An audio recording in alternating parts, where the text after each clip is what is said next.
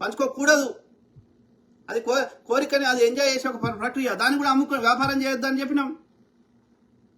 నీకు ఒళ్ళొంచే పని లేదు, కూర్చున్న సుఖం కావాలి, రోజుకో వెరైటీ కావాలి కాబట్టి నువ్వు అమ్ముతున్నావు.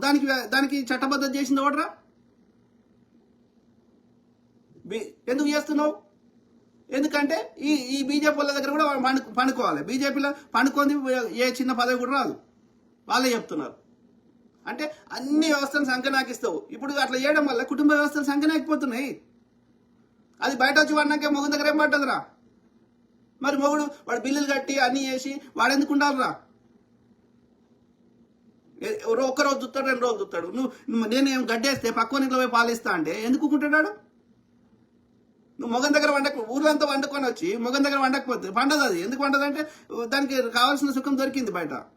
మొగడంటే నచ్చకనే పోయా. ఫస్ట్ ఆఫ్ ఆల్ వెనకట అట్లా లేకుండే సంసారం ఎట్లా నడిచేది వెనకట.